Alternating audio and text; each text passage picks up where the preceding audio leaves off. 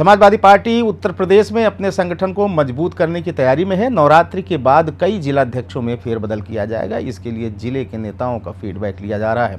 नए जिलाध्यक्षों की नियुक्ति में जातीय समीकरण और दावेदारों की सक्रियता को ध्यान में रखा जाएगा। 2027 के विधानसभा चुनाव से पहले सपा संगठन को मजबूत करने के लिए फेरबदल करने जा रही है।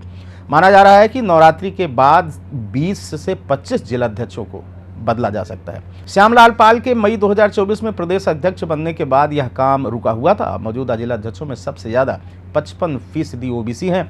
ओबीसी के कुल 54 जिलाध्यक्ष हैं। इनमें से 22 यादव हैं, जो कुल ओबीसी के आधे से ज्यादा हैं। दलितों की संख्या सिर्फ 4 है। अभी तक की नियुक्तियों में यादव जाति का प्रभाव रहा है, लेकिन अब दलित और अन्य ओबीसी चेहरों को मौका देने की योजना बनाई जा रही है। वर्तमान अध्यक्ष श्यामलाल पाल भी ओबीसी समुदाय से आते हैं। वर्तमान में सपा अपने पीडीए यानी पिछड़ा, दलित और अल्पसंख्यक फार्मूले पर जोर दे रही है।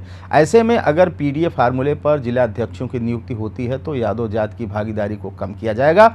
उनके स्थान पर कुर्मी, राजभर, निषाद और दलित समाज के साथ अन्य जात के लोगों की हिस्सेदारी बढ़ सकती है।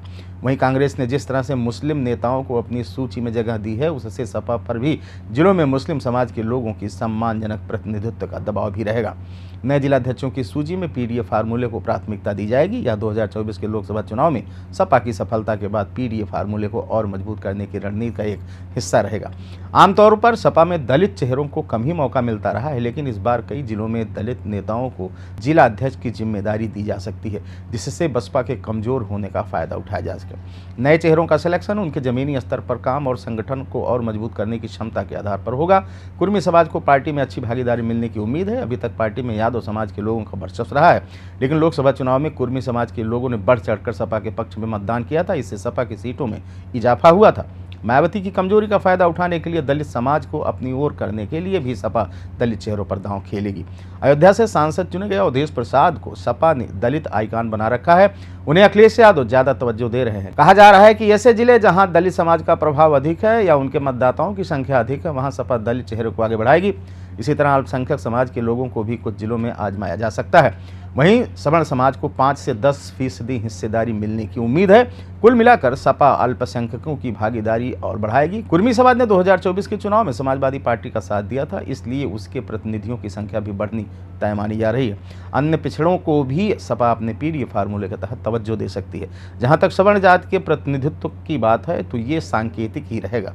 समाजवादी पार्टी में जिलाध्यक्षों की नियुक्ति आमतौर पर निश्चित कार्यकाल के लिए नहीं होती। यह पार्टी के नेतृत्व के विवेक और संगठनात्मक जरूरतों पर निर्भर करता है। सामान्य तौर पर जिलाध्यक्षों का कार्यकाल 2 से 3 साल तक रहता है, लेकिन प्रदर्शन खराब होने या चुनावी रणनीति के तहत इन्हें पहले भी बदला जा सकता है। सपा में जिलाध्यक्षों की आखिरी बड़ी नियुक्ति 27 मार्च 2023 को हुई थी।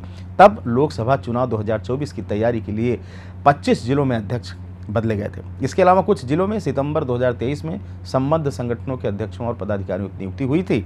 6 मई 2024 को श्यामलाल पाल के प्रदेश अध्यक्ष बनने के बाद से इस संगठन में बदलाव की चर्चा शुरू हो गई थी, लेकिन अब तक यह प्रक्रिया लंबित थी। पार्टी सूत्रों का कहना है कि समाजवादी पार्टी मई तक संगठन में जो फेरबदल करना है कर देगी। इसके बाद पार्टी पंचायत चुनाव की तैयारी में जुट जाएगी। पहले से जिलाध्यक्षों की नियुक्ति से उन्हें 2027 के चुनाव की तैयारी में काम करने का पूरा मौका मिल सकेगा। पार्टी के एक नेता ने बताया कि 10 अप्रैल के बाद संसद का सत्र समाप्त हो जाएगा। इसके बाद पार्टी के राष्ट्रीय अध्यक्ष अखिलेश यादव फ्री हो जाएंगे। फिर संगठन को लेकर पार्टी स्तर पर मंथन किया जाएगा। खबर में यहीं तक। आप अनादि टीवी यूपी देख रहे थे। शुक्रिया।